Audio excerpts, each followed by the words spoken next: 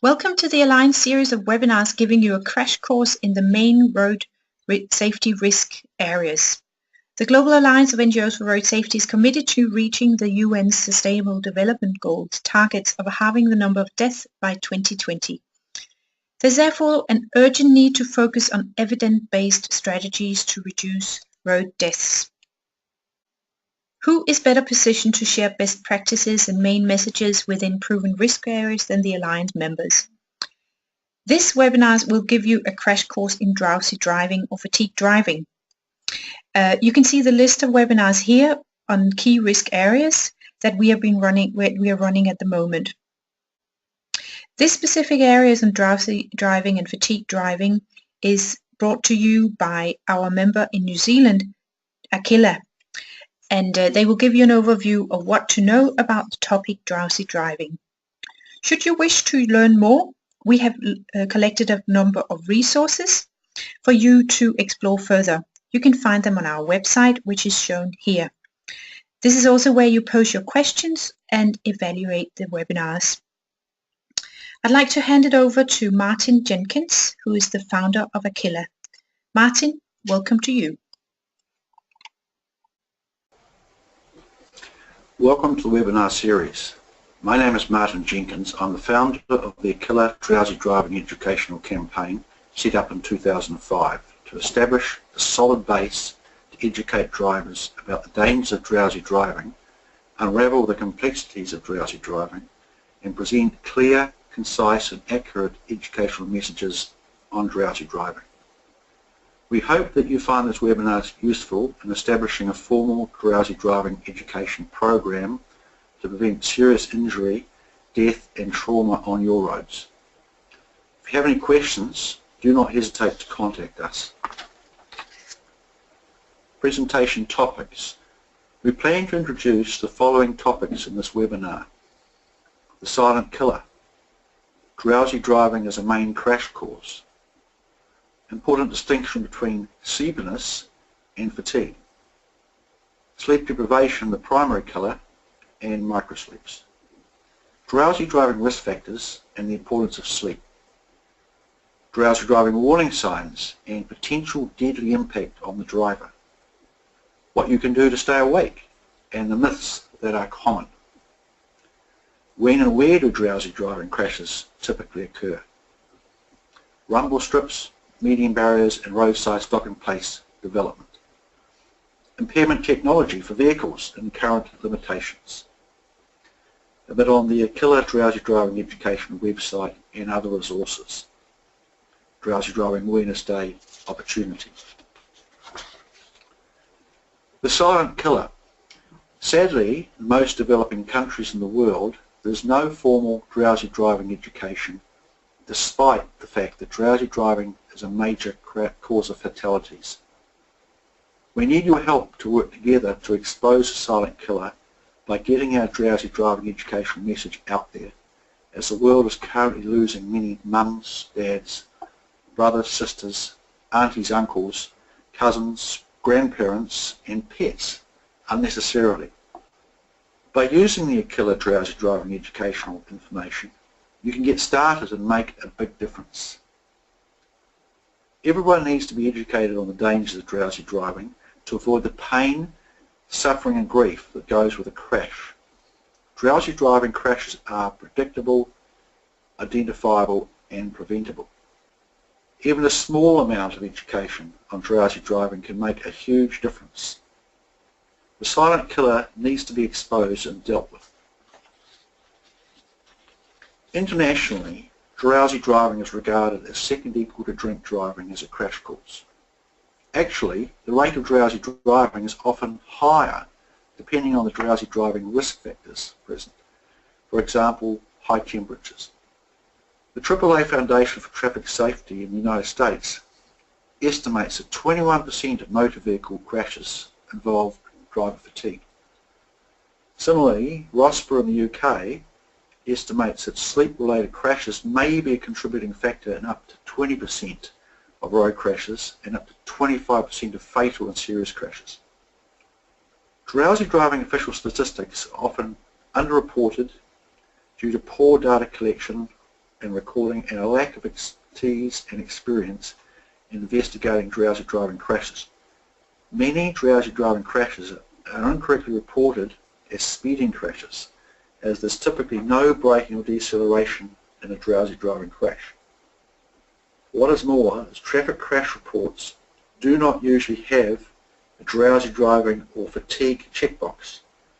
Investigating officers are typically not given the time, resources or training to identify drowsy driving as a crash cause. Important distinction between sleepiness and fatigue. Before 1985, the driving literature around the world made little mention of sleepiness and instead focused on the prevention of fatigue, that is in the clinical sense, i.e. due to mental and physical exertion. This distinction is particularly important when identifying effective countermeasures. A break from driving may well address fatigue, that is due to mental and physical exertion, i.e. from the act of driving, but will not address a sleep-deprived driver. Lack of sleep. Internationally, crash data shows that most tiredness-related crashes are actually caused by sleep deprivation. Sleep deprivation could be due to a loss of 1 night's sleep, 2 nights' sleep, or cumulative sleep loss resulting from poor quality sleep or an untreated sleep medical disorder, for example sleep apnea, narcolepsy, restless leg syndrome. Untreated sleep medical disorders significantly increase the risk of a drowsy driving crash. Microsleeps. A microsleep is a brief sleep episode typically lasting between 3 to 10 seconds. In a 3-second microsleep, your vehicle travels 83 metres when travelling at 100 kilometres an hour. That is almost the length of a football field. This is well and truly across the centre line of the road. Drivers microsleep when they are sleep deprived, and this can happen at any time. Microsleeps are the cause of many head-on crashes. Your eyes do not have to be shut for your mind to be asleep. Microsleeping is also known as zoning out. Microsleeps kill. Drowsy driving risk factors. Examples: time of day, for example 7 AM, mid-afternoon and the normal sleep times. Physical and or mental exertion, for example driving itself, playing a sport. Alcohol. Ethanol and sleep deprivation interact in the body. 1 glass of wine taken mid-afternoon has the same effect as 2. Food, especially fatty and sugary foods. Medication, both prescription drugs, some prescription drugs and illicit drugs. Emotional stress, for example after funerals, visiting a sick friend or relative. Temperature, both high and low temperatures. Our drowsy driving handbook lists 36 drowsy driving risk factors. It's important note never to let a passenger sleep in the front seat when you're driving. Risk factors combine. Any one or more drowsy driving crash factors can result in a crash. However, they often combine. For example, post-lunch, plus the hottest time of the day, plus biological downtime, that's 1 to 4 PM. Sleep is vital. Determination, tenacity, willpower, skill, education, intelligence have no impact on reducing the need for sleep. Sleep is an involuntary action. You need sleep just like you need food and water. You can't will yourself to stay awake. The only way to deal with sleep deprivation is by sleeping. Get a good night's sleep before you drive, preferably 8 hours, regardless of the length of the trip. However, if you've built up a sleep debt, you'll need at least 2 nights of good sleep. Drowsy driving warning signs. If you experience microsleeping or your eyes close for a moment, you have difficulty keeping your eyes open, inability to stop yawning, daydreaming, wandering or disconnected thoughts, no memory of the last few kilometres driven, difficulty keeping your head up, missed road signs or key exits, drifting over the centre line or side of the road into the gravel, potential deadly impact on the driver, impaired judgment, loss of alertness, impaired coordination, slowed reaction time, decreased attention. The more sleep deprived the driver becomes, the more inattentive they become, any of which can have deadly consequences. What you can do when you're on the road, you can swap drivers, but make sure that the person that you swap with is not also sleep deprived. Power nap. Pull over in a safe place, move to the passenger's seat and take a 15-minute power nap, not more than 20 minutes. Wait 10 minutes to ensure you're fully awake. Use a timer to time the power nap, or use the power nap timer found on the Akilla smartphone app called POWERNAP, located by typing the words drive fatigue into the app search bar. Phone a family or a friend to collect you. Phone for a taxi. Take public transport home or book into nearby accommodation to sleep for the night. The international message is a 15-minute power nap could save your life. Note, power napping is an emergency countermeasure to enable you to get home safely. Coffee caution. Coffee has little or no impact on regular coffee drinkers, likewise with caffeinated drinks. Coffee takes between 15 to 30 minutes to enter the bloodstream. At least 2 strong cups of coffee, 150 milligrams of caffeine are needed to be of any value. The strengths and grades of coffee vary. The effects of coffee wear off after a short time. Coffee does not prevent microsleeping. Power nap plus coffee. Having 2 strong cups of coffee followed by a power nap before a journey back home following early morning shift work has been shown to have been successful in keeping the driver awake. By the time the coffee kicks in, the driver wakes up. Myths. What does not work for a sleep-deprived driver? Opening the window, listening to the radio, turning up the air conditioning, stopping and going for a walk, singing. The only way to deal with sleep deprivation is by sleeping. There are other myths. Break every 2 hours will make you more awake. Drowsy driving crashes only happen on long trips. I know exactly when I'm going to fall asleep. I'm a safe driver, so it does not matter if I'm sleepy. The older you get, the fewer hours of sleep you need. Older people often don't sleep as deeply in the deep sleep and play catch up with naps mid-afternoon the next day. I can't take naps. I would never fall asleep while driving.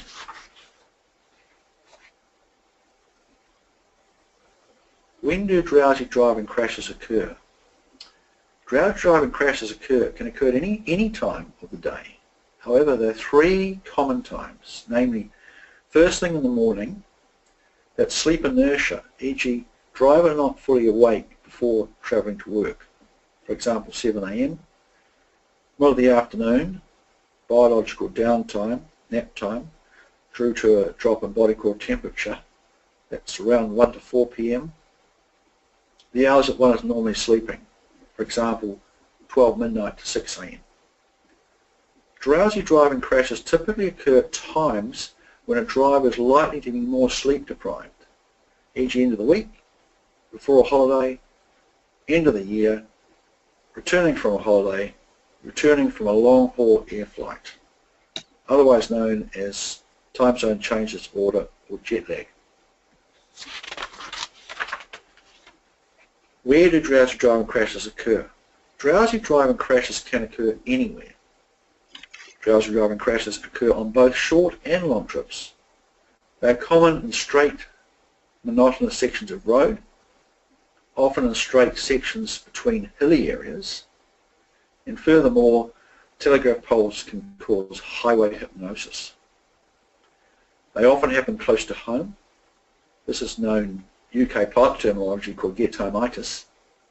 That is the last stage of the journey, for example, last 20 minutes. They are common in built-up areas, but are often incorrectly reported as inattention crashes.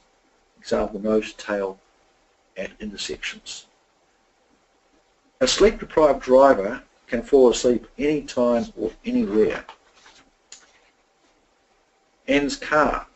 This is remains of her 3-year-old Mitsubishi Mirage as a result of a drowsy driving crash during a 12-minute trip back home following shift work. This was only a short trip back home, but fortunately Anne survived, but only just. Interventions, rumble strips, median barriers and roadside stopping places. Rumble strips at the side of the road or the centre line of the road have been shown to be effective in reducing the number of drowsy driving crashes, particularly so when vehicles run off to the side of the road. Median barriers in the centre line of the road can dramatically reduce the number of drowsy driving head-on crashes.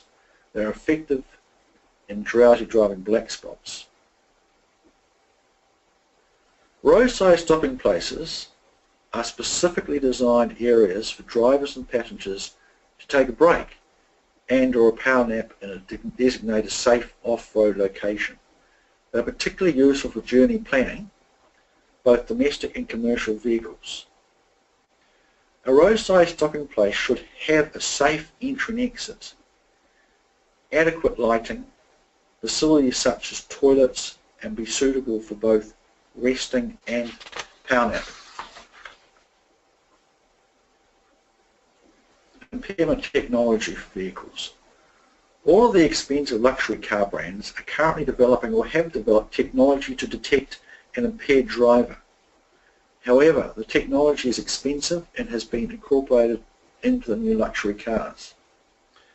Unfortunately, older non-luxury cars on the road do not have such technology, and therefore the technology may not be available for some time.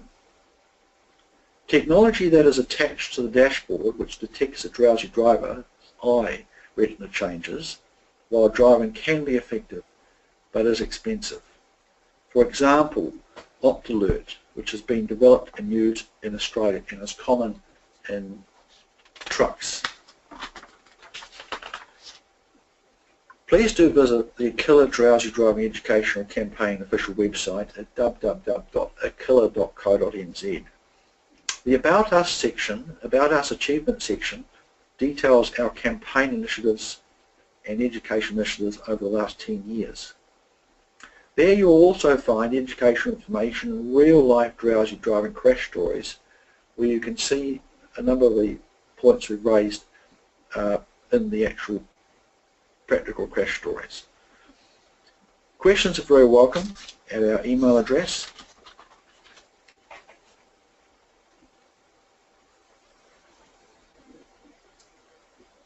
Here is an example, typical example of a drowsy driving crash scene. This is a crash that occurred at Hunterville, New Zealand, and the crash victim story is featured in our Drowsy Driving DVD. The victim only just survived the crash. We have also written the Drowsy Driving Educational Handbook, the Drowsy Driving Handbook, which is 52-page colour, the world's first handbook on what causes drowsy driving, the best ways of avoiding drowsy driving, and what you must do to stay alive. In addition, much more useful educational information, a very helpful reference tool. Furthermore, we have filmed a Drowsy Driving Educational DVD, a Drowsy Driving DVD which is 11 minutes in duration, and this DVD features 3 drowsy driving crash stories.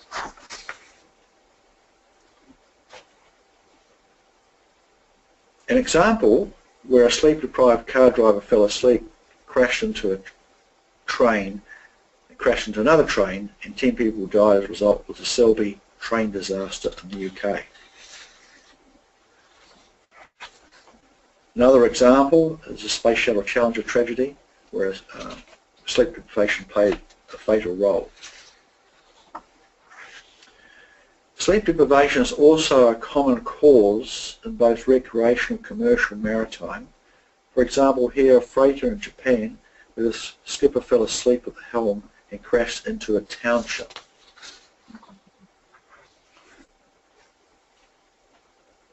What we have covered. We need to work together to expose the silent killer on the roads. Statistics support that drowsy driving is a major crash cause.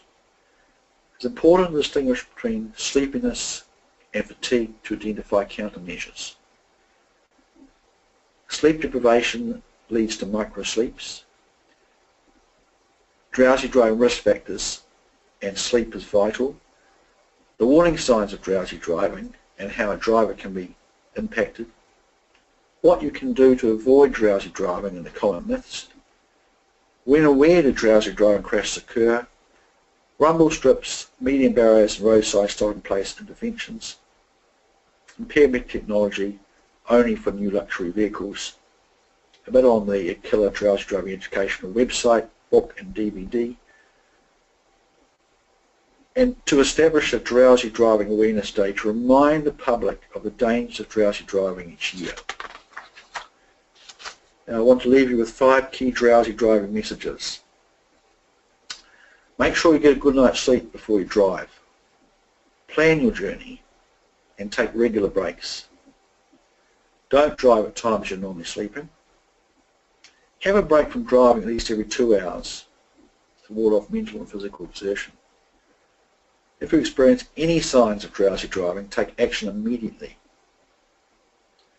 Following a long-haul flight, do not drive to a destination, but sleep overnight in accommodation.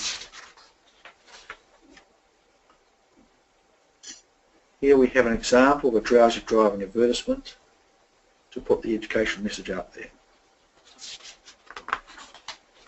Needs to be much greater awareness. The suggestion would be to establish a Drowsy Drive Awareness Day, as we did for the inaugural Drowsy Driving Awareness Day in New Zealand, announced at New Zealand Parliament in 2005. Thank you for the opportunity to present this to you. We wish you all the best in your important road safety work. Thank you very much, Martin. I just have a question for you. The resources that you showed us, is that something that people can download, or how do they get hold of them? Oh, just on the website. That's on your website. So the resources there are just on the website. You know, okay. People need. I think I gave. I think that Marrakesh, Morocco. Yeah, exactly. I gave some books, didn't I? So those of you who were in Marrakesh, you also found Martin kindly sent us a lot of pamphlets for that conference, and some of you picked them up, I know. So overall, this webinar is available online, and you can go back and you can listen to it as many times as you like. If you would like to learn more, you can go to Martin's website, and we have also collected a number of resources which can be found on our website. You can also reach out to Martin directly. You've got his email is in this webinar. And overall, I encourage you to use the excellent expertise that you can find in our group. Among those is Martin, and a lot of our other members are also working on fatigue driving and drowsy driving. So do reach out to the resources we have. This is our website where you can find more information. You can also find the remaining webinars that we have which gives you a crash course on the risk areas. Thank you very much for listening, and have a safe day.